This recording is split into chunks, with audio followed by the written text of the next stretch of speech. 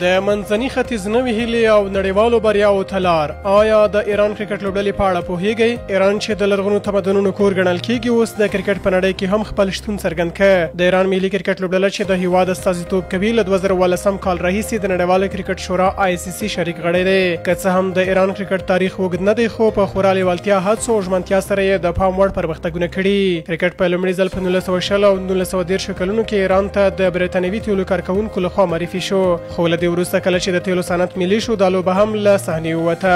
بیا د 1990 لسیزې په پیل کې هغه ایراني محصلین چې بهرنیو هیوادونو کې زده کړې کولې کرکټ ته بیرته ژوند ورکړ. ایران په 2003 کال کې د آسیا کرکټ شورا غړی شو. په 2004 کال یې خپله لومړۍ نړیواله لوبه د آسیا کرکټ کپ ټرافي سیالیو کې د بوتان پر وړاندې ترسره کړه.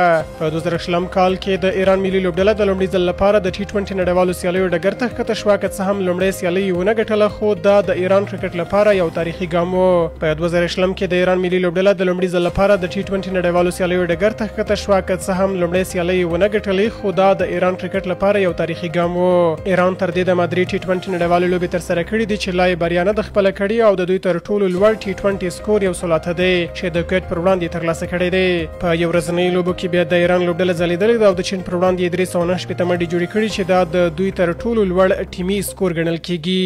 نیرومن بختیار او شیر محمد بلوچ د 120 او 119 منډو انفرادي منډو سره د پام وړ لوبغاړي ثابت شوي دي. ایران د ښځو کرکټ په برخه کې هم ستر ګامونه اخیستي. په 2014 کال کې د ښځو د کرکټ لومړنی لیګ پیل شو چې مشهد ښار لومړۍ اتلولي ترلاسه کړه. دا ګام د ښځو د ورزش په برخه کې د ایران د پرمختګ ښکارندویي کوي. د ایران کرکټ ملي لوبډله تل په رنګینو لباسونو کې میدان ته ښکته کیږي، کله شنه کله سره او کله هم خړ لباسونه اغوندي، خو د هر یونیفورم پر مخ د ایران نوم روښانه لیکل شوی وي. سره له دې چې ایران تر اوسه د نړیوالو سیالیو جامونه نه دي ګټلي خو د دوی پرمختیایي ګامونه د ځوان نسل لیوالتیا او د کرکټ د ملي لیګونو پراخېدل دا ښیي چې ایران کولی شي په نږدې راتلونکي کې د آسیا او نړیوال کرکټ په نقشه کې ځان ته دروند ځای ومومي. ایران اوس د منځني ختیځ له زړه نه د کرکټ یو تازه څپه ده چې د ارادې، هڅو او ملي ملاتړ له لارې په نړیوالو ډګرونو کې د خپل نوم ثبتېدو ته چمتو دي. ستاسو په نظر آیا ایران به په راتلونکي کې یوه پیاوړې لوبډله اوسي؟